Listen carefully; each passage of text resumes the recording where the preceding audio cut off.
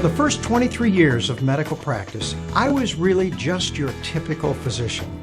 In my training in medical school, the focus was in diagnosing and treating disease. We learned very little about how to prevent disease. In fact, I can't even recall a lecture that was just devoted to nutrition, and I never learned anything about the health benefits my patients could receive by taking nutritional supplements. I was taught that all you needed was to eat a healthy diet and get the RDA levels of nutrients from your diet.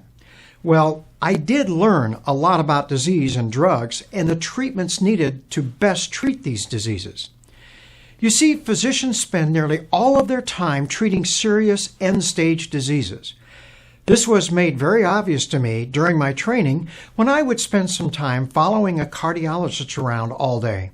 We would start our day making rounds in the intensive care unit, treating those problems that were developing in patients who had just had a heart attack the day or two before.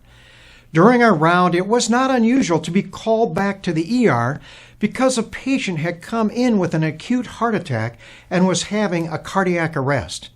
If they survived the resuscitation, we would be off to the heart catheterization room to do a coronary angiogram and possibly the placement of stents in their coronary arteries. Then it was back to the intensive care unit to see the rest of his or her patients. Next, we would go to the office to see those patients who had had their heart attack the week or two before, only to return to the hospital for evening rounds. Well, to be honest, we did not spend much time educating our patients on the healthy lifestyles they could establish in order to best slow down or even possibly reverse their disease.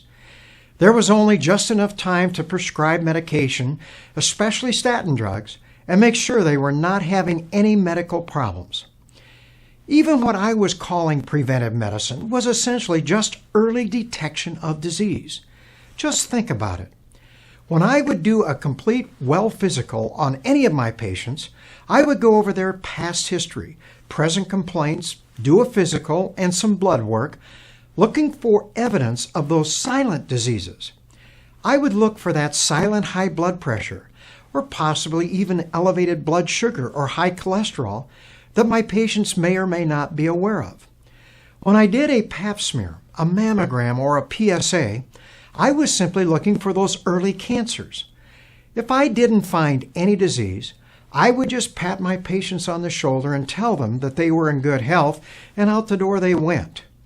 Now, I was good when it came to diagnosing and treating any disease I did find. In fact, many physicians learn in their training that if they don't write a prescription for their patients, that they really have not earned their office call fee. Such is the state of traditional or what we call allopathic medicine in the world today. So why are you surprised when your physician informs you that all nutritional supplements do is create expensive urine? After all, this is how we have been trained.